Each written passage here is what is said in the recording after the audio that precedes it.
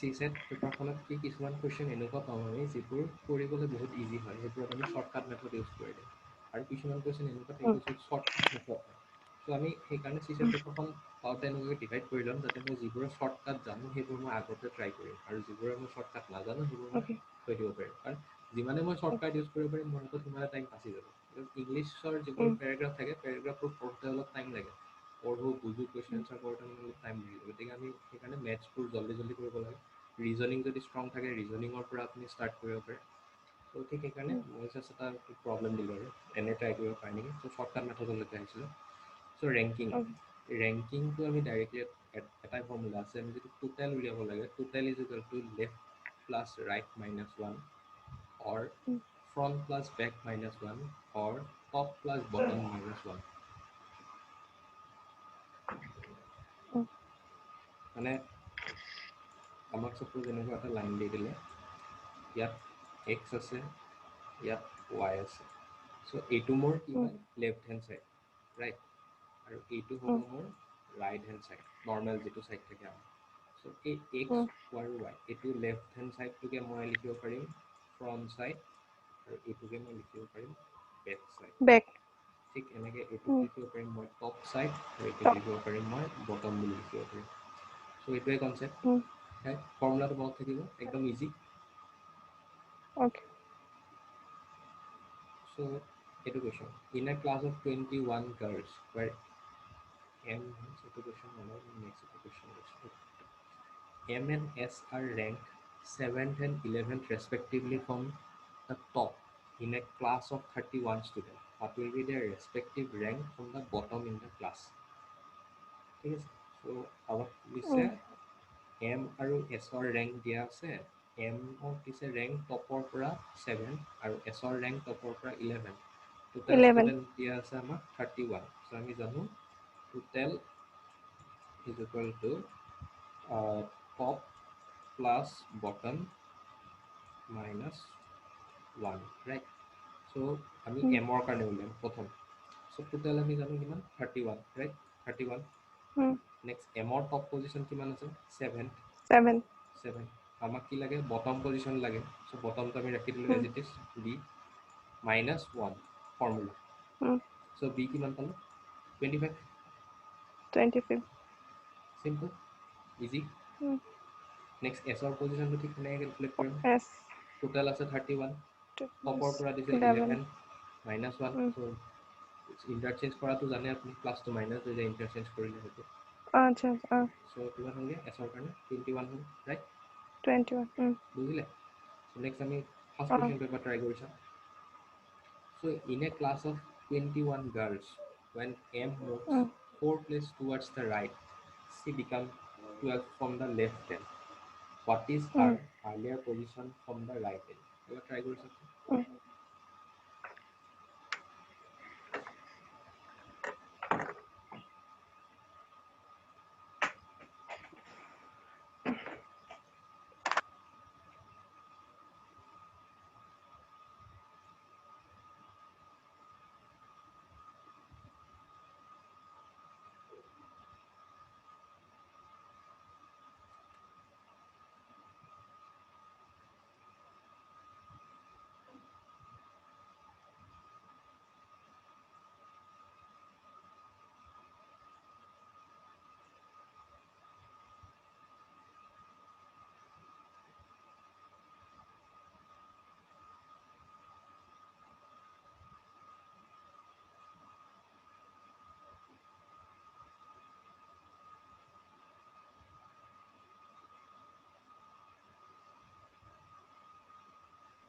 Sir. Hi. Sir, আগৰ top bottom লিখা স্লাইডখন দেখাব নেকি এবাৰ?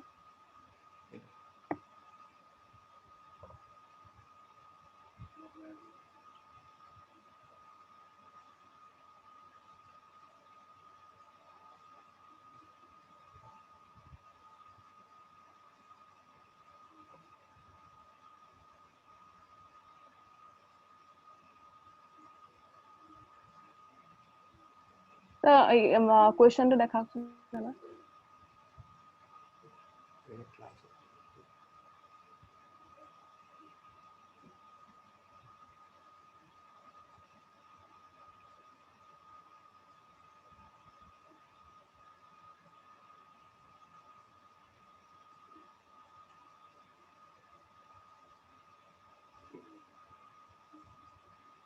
স্যাৰ হাই স্যাৰ আপুনি আমাক বুজাই দিব নেকি এইটো মানে কুৱেশ্যনটো ওকে কুৱেশ্যনটো দিছে in a class of 21 girls মানে টোটেল আমাৰ আছে 21 21 m moves 4 place towards the right she become 12 from the left so মই এটা simple diagram এটা বনাই লৈছোঁ just for understanding so আমাৰ হাতত দিয়া আছে এই লাইনটোত আছে 21 টা ষ্টুডেণ্ট আছে আমাৰ ইয়াতে right so m moves 4 place towards the right so m suppose মোৰ ইয়াতে আছিল বুলি ধৰিলোঁ just for name sake suppose m x পজিশ্যনত আছিলে তাৰ পৰা m চাৰিটা পজিশ্যন গ'ল 1 2 3 4 so m ৰ পজিশ্যন হ'লগে এইটো so m ইয়াতে নতুনকৈ আহিলে এই পজিশ্যনটো দিয়া আছে আমাৰ লেফ্ট এণ্ডৰ পৰা এইটো সাইড যিহেতু আমাৰ লেফ্ট হয় so লেফ্ট এণ্ডৰ পৰা এইটো আমাৰ কিমান পজিশ্যন হয় 12 নম্বৰ পজিশ্যন হয় right so what is our earlier position from the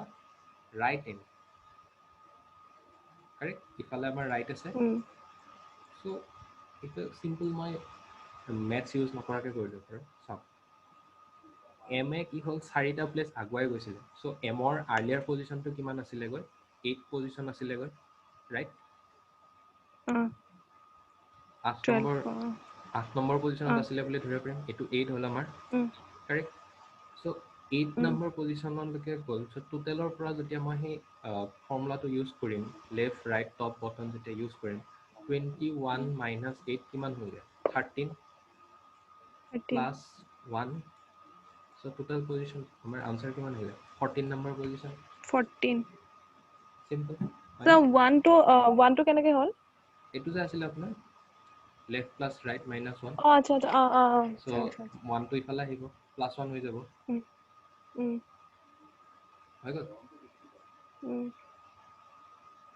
note কৰিব স্যাৰ হয় মানে স্যাৰ ক্লাছটো ফিনিছ হোৱাৰ পিছত পিডিএফটো দি দিব নেকি এবাৰ মোক পিডিএফ পাই যাব আপুনি মানে তেতিয়া স্যাৰ মই চিৰিয়েলি লিখি ল'লে মানে মোৰ বেছি ইজি হ'ব কৰিবলৈ বস্তুবোৰ এনে আপুনি লাগে নোট কৰি থৈ দিব পাৰে পটককৈ কাৰণ পিডিএফতো বেলেগকৈ সলিউশ্যন নাথাকিব আৰু এনেকৈ থাকিব যিটো বুজি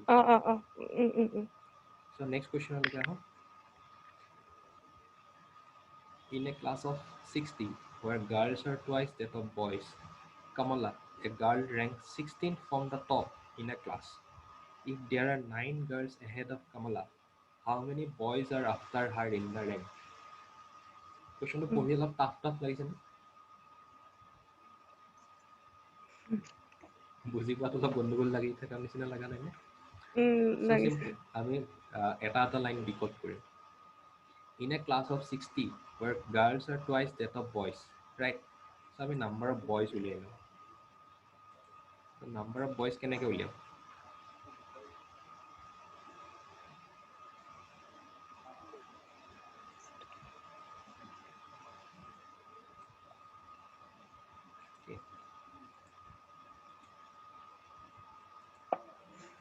so number of boys মই assume কৰি ল'লোঁ say number of boys মই assume কৰিলোঁ boys is equal to say x number of boys আছে বুলি মই ধৰিলোঁ right so আমাক দিছে in a class of 60 where girls are twice that of boys so girl কিমান আছে twice x আছে right because boy K double আছে girl হয় নহয় বুজিলে so কি হ'ল আমাক কুৱেশ্যনৰ মতে দি থৈ দিছে twice x plus x is equal to 16 right twice x plus x is equal to 60 eto 60 total girl dia ase so x to moi jeta solve korim ki hobe thrice x is equal to 60 so x is equal to ahile goi 20 right number of boys kiman ulal ge moi boys 20 ulal goi correct so moi at likhilolo boys 20 correct next ahile Kamala a girl ranked 16 from the top in a class so topor pura Kamalar rank hoise goi 16 so etu side moi top boli dhorilu aru etu side moi bottom boli dhorilu so Kamala eta ase 16 number position right if there are 9 girls ahead of Kamala হয় so etu Kamalar position 16 Kamala ke agot aru 9 joni swali ase 1 2 3 4 5 6 7 8, 9, right? Mm. So in Nota mode, the number of girls ahead of Kamala. So how many boys are after her in the rank? So boys kiman thakibo? So 9 joni swali কমলাতকে আগত আছে। So কমলাই দি include কৰি 16 number পজিশ্যনলৈকে কিমানটা ছোৱালী থাকিলে আমাৰ হাতত? 10 জনী ছোৱালী থাকিলে, 10 ৰাইট? So 10 উম জনী ছোৱালী থাকিলে, so 10 জনী ছোৱালী যদি থাকে আৰু দিছে কমলাৰ ৰেংক কিমান দিছে? 16 দিছে, মানে টোটেল নাম্বাৰ 16 অফ ষ্টুডেণ্ট সেইটো ৰেংকলৈকে কিমান আছে? 16 জনী আছে বা 16 জনী মিলি আছে। চ' 10টা উম যদি 10 জনী যদি ছোৱালী থাকে, চ' ল'ৰা কিমান জন উম থাকিব? 6 জন থাকিব, 6 6 থাকিব। চ' 10 + 6 = 4, 6 কাৰেক্ট? চ' 6 জন ল'ৰা ইয়াতে থাকিলে, আমি 6 জন ল'ৰা ইয়াত থাকে বুলি উলিয়ালোঁ। How many boys are after her in the rank? So' boys কিমানটা আছিলে? 20টা ল'ৰা আছিলে। 20 20টা ল'ৰাৰ 6টা ল'ৰা অলৰেডি কমলাৰ লগত আছে এই 16 নম্বৰ পজিশ্যনলৈকে। চ' ল'ৰা কিমানটা বাকী থাকিলে? 14 20 - 6 14 কিমান হ'ল? 14, ৰাইট? উম উম ইজি হয় ন? সো স্টেপ বাই স্টেপ চাই গলে ইজিয়ে হয়, পৰকে কোৱেশ্চনটো দেখি গলে মানে কনফিউজ হৈ যায়। প্ৰথম মানে প্ৰেক্টিচ কৰোঁতে সদায় এটা এটা লাইন অ ডিকোড কৰিব, লাগিলে ডায়েগ্ৰাম আঁকি লওক, প্ৰথমখিনি টাইম ল'ব, কিন্তু এটা কথা মনত ৰাখিব, চি ছেটত আমি সদায় ফাষ্ট হ'ব লাগিব, যিমান পাৰোঁ ফাষ্ট। মই যিটো কুৱেশ্যন ভালকৈ জানো মই সেইটো লাগিলে 5 ছেকেণ্ডত কৰি দিম, এনেকুৱা হ'ব লাগিব। এইবোৰ কুৱেশ্যনটো বহুত ইজি হয়, চালোঁ আমি 1 মিনিট দিব পাৰিম। আৰু চি ছেট পেপাৰখনত 80 মাৰ্কছ থাকে, 2 আৱাৰ্ছ। চ' এটা কুৱেশ্যনত আচ্ছা 2.5 নিগেটিভ মাৰ্কছ থাকে। থাকিবতো তাতে। নিগেটিভ থাকিব, নিগেটিভ আপোনাৰ মাৰ্কছ বেছি থাকিব, কাৰণ 2.5 মাৰ্কছ থাকে এটা কুৱেশ্যন। চ' তাৰে 1.33 নিগেটিভ কৰক, 1/3। এইটো কুৱেশ্যন বুজিলে? হ'ব, যাওঁ আগত। Okay sir. So, education. In a class of 45 students, a boy is ranked 20. When 2 boys join the class, his rank drop by 1. What is the new rank from the end? Try কৰি চাওকচোন।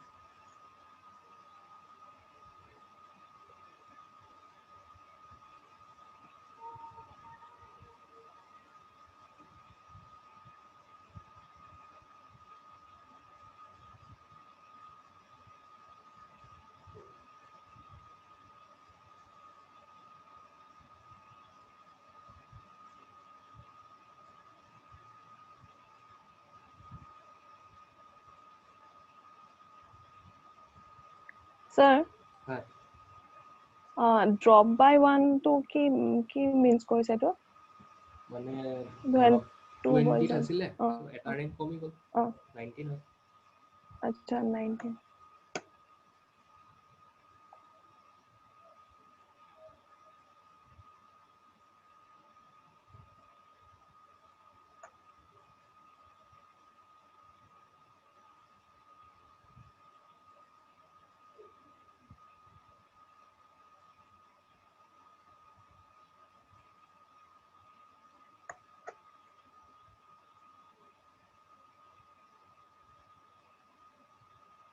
Sir, হয়, দেখাই দিব নেকি এবাৰ? okay. So, in a class of 45 students, a boy is ranked 20. When 2 boys join the class, his rank dropped by 1. So, total number of boys কিমান হ'ল? 45টা student আগৰ 45 পৰা আছিলে। চ' দুটা ল'ৰা জইন কৰিলে।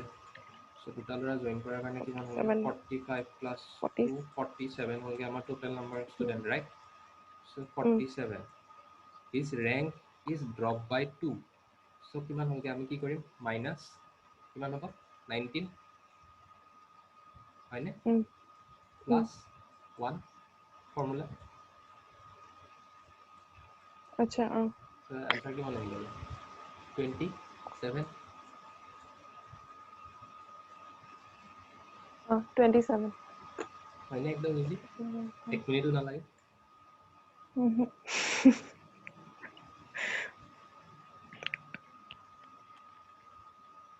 Next question to read.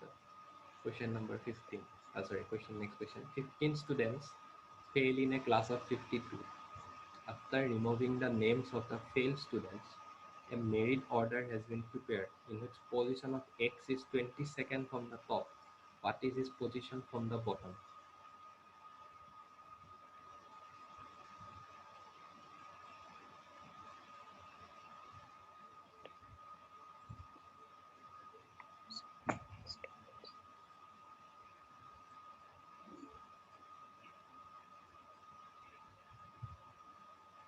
এইটো মই কৈছোঁ আপোনাৰ 10 ছেকেণ্ডৰ চাম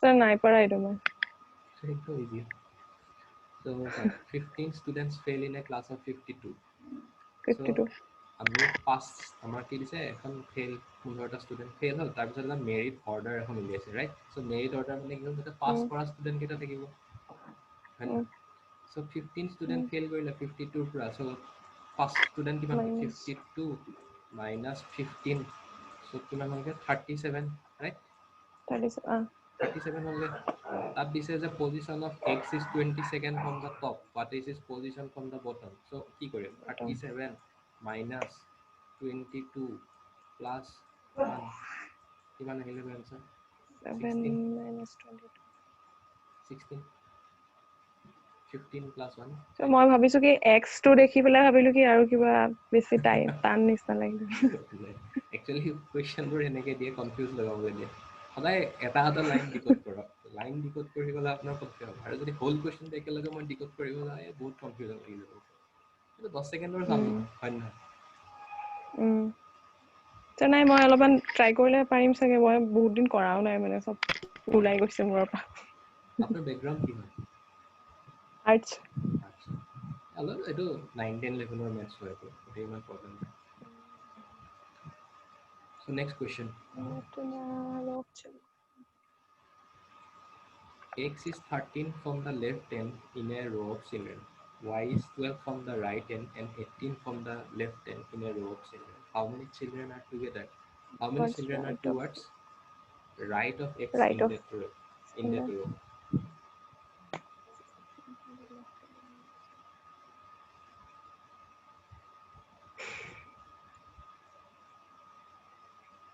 চাওকচোন 10 ছেকেণ্ডৰ চাম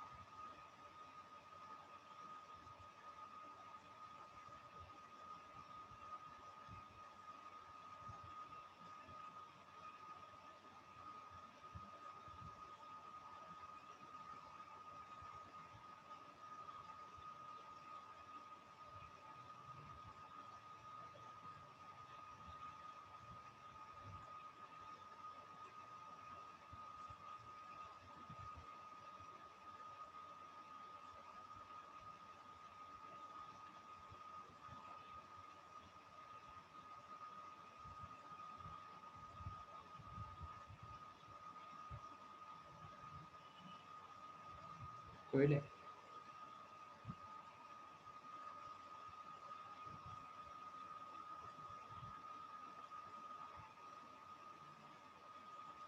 টাইম লাগিব মোৰ এইকেইটা কৰোঁতে এইটো ইজি আছে চাওক X is 13 from the left end in a row of children.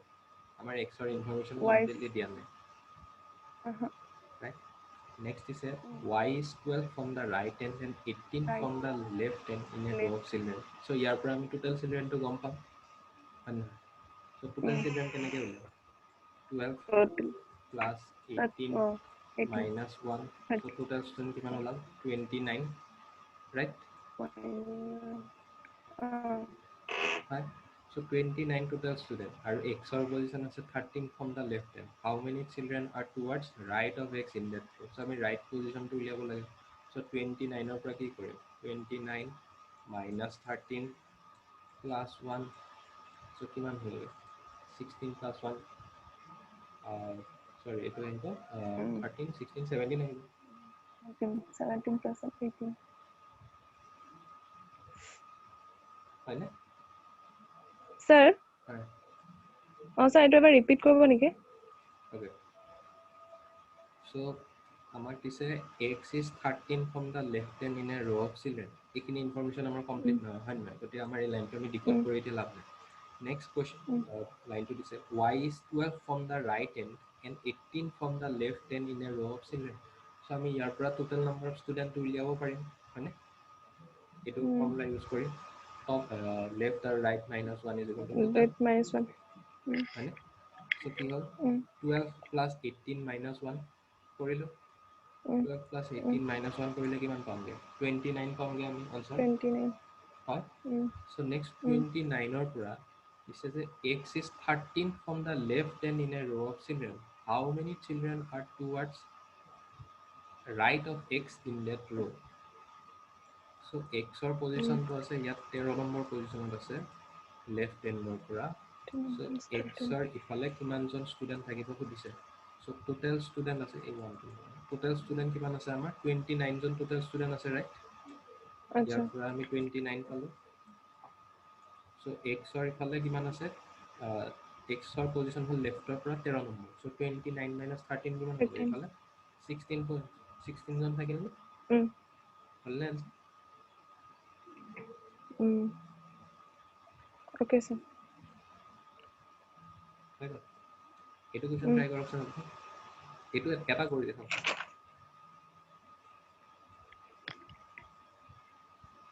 if Atul finds that he is 12 from the right end and 4th from the left end, Or from how the many left. boys should How be many? added to the queue so that there are 28 boys in the line?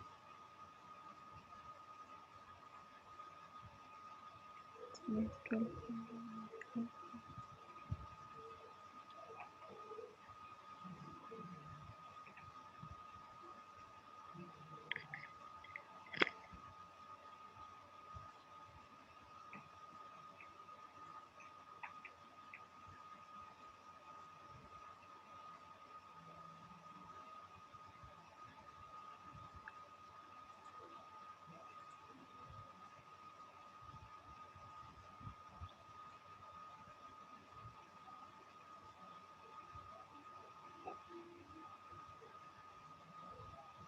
Option লাগিব নেকি?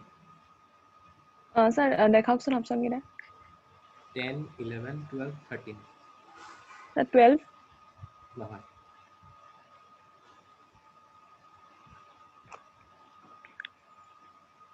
okay solve কৰোঁ Atul finds that he is 12 from the right end and 4th from the left end so আমি total number কি Mm. পাম ইয়াৰ পৰা 12 plus 4 minus 1 so কিমান আহিলে গৈ আমাৰ 12 plus 4 16 15 right 15 আমাৰ Mm. total number of students So, total 15. number of people আছে next দিছে Mm. আমাক 28 টা boys হ'ব লাগিব how many boys Mm. should be added to the queue so that there are 28 boys in the 28. line So, so already 15 জন ল'ৰা আছে 10. 28 হ'ব লাগিলে কি কৰিম 28 minus 15 answer কিমান হ'ব 15. 13 হ'ব 13. 13 Mm. 1 3 really simple Okay. okay it's the last question in a row of boys Mohan is 20 from the left and 12 from the right end Pranjal is 15 from the right end in a row how many are between Pranjal and Mohan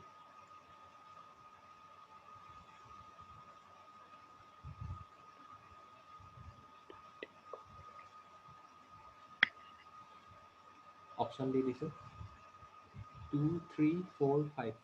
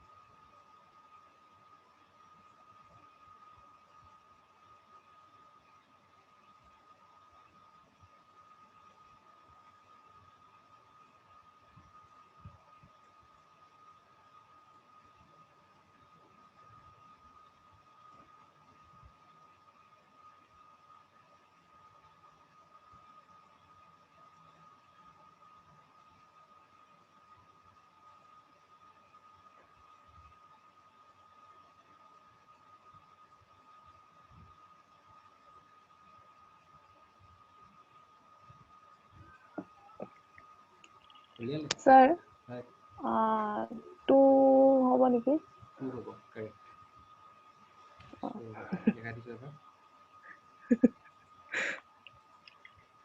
20 from the left 12 from the right end so total আমি ইয়াৰ পৰা উলিয়াব পাৰিম 20 plus 12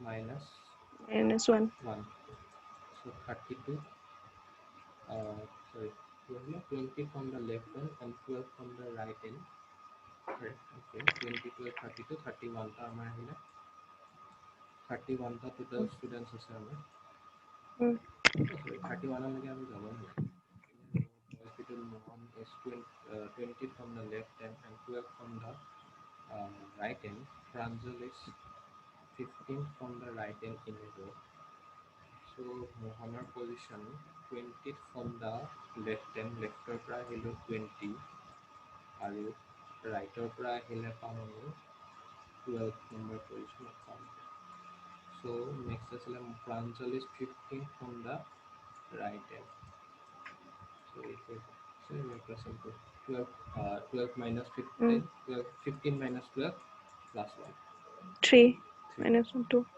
উম, হৈ গ'ল answer উম, হ'ব উম। so এইখিনি কিবা doubt আছিলে নেকি আজিৰ সেশনটোত স্যাৰ মই এবাৰ নিজে ট্ৰাই কৰি চাম আৰু মেথছখিনি ৰিজনিংখিনি নিজে ট্ৰাই কৰি চাব তাৰপিছত কিবা ডাউট ক্লিয়াৰ কৰিব আপোনাৰ চাগে নেক্সট ত' ক্লাছ খালি আপুনি হয় PDF কেইটা দি দিব মোক PDF পাই যাব PDF এটা আছে উম, নেক্সট ক্লাছটো চাগে আপোনাৰ ৰিজনিং হ'ব বা ইংলিছ হ'ব চাগে আছিফ ছাৰে okay, কৈ দিব ভাস্কৰদাই কৈ দিব okay, ঠিক আছে ঠিক আছে থেংক ঠিক ইউ আছে thank you sir good night good night sir